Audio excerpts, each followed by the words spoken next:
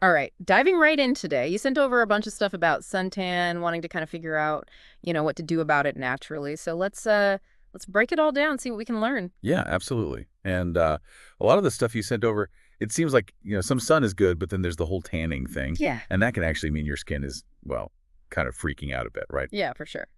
So we'll definitely cover some practical tips and tricks, natural remedies and all that, based on everything you sent.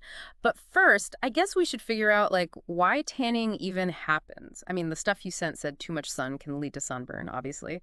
But also, like premature aging and even a higher risk of skin cancer. Right. Yeah. So it's not just about like getting a bit darker. That tan is a sign your skin's saying, hey, something's up. I'm trying to protect myself here. That's a good way to put it. So it's like a defense mechanism, right? Like our body's trying to fight back. Exactly. And basically what's happening is your skin's producing more melanin. That's what gives skin its color. And it's trying to block those UV rays. Yeah. And one of the simplest things, and your sources mention this too, is just wearing the right clothes, especially when the sun's super strong. Okay, cover up. Makes sense. But let's say you've already got some tan going on. What then? You sent over a couple of natural remedies. One was a lemon and honey mask. What's the deal with that one?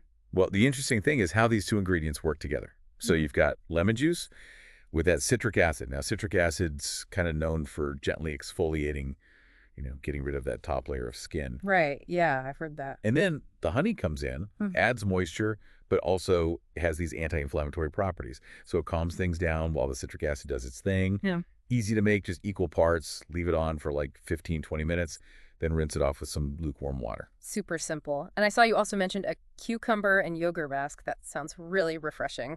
Oh, yeah, especially if they're being out in the sun. Cucumber, it's known for its cooling properties, right?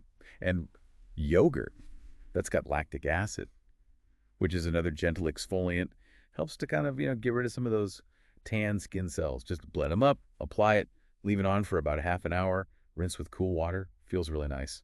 So we've talked about like topical stuff, but the things you sent also talked about what we eat and drink. Like that plays a role too, right? Oh, for sure. Yeah. Big time. Yeah. Our bodies are all connected, right? And a lot of what you sent highlighted vitamin C, stuff like oranges, lemons, tomatoes. They can actually help reduce melanin production, but from the inside. Oh, wow. I didn't know that. Yeah, it's pretty cool. And cucumbers, not just for the mask, they're super hydrating too. Help with skin elasticity and all that. Okay, and then there's just plain water, right? Can't forget Oh, that. absolutely. Water's like essential for everything, helps flush out toxins.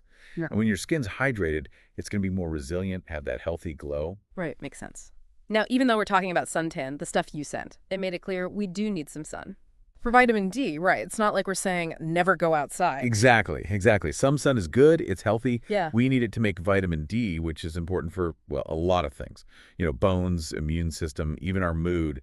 It's about finding that balance. Right. Right? Getting the good stuff without going overboard. And being smart about when you're out in the sun, like avoiding those peak hours. So, all right, let's sum all this up. Based on all this info you sent, it sounds like, first off, protect yourself, wear the right clothes when the sun's strong. And if you do get a tan, maybe try those natural remedies, the lemon honey mask or the cucumber yogurt one. And then on the inside, make sure you're eating your fruits and veggies, especially ones with vitamin C. Plus, drink tons of water. And remember, some sun is good. It's all about moderation. That's a great recap. Taking care of your skin inside and out. That's the key. I like that, inside and out. Now, here's something to think about. We know we need the sun, but we also want to avoid that damage. So what are some things you can do in your own life, little tweaks and changes to make sure you're getting enough vitamin D, but not, overdoing it? It's different for everybody, so it's about finding what works for you. Thanks for diving into this with us. It's been really interesting. My pleasure. Always fun to chat about this stuff.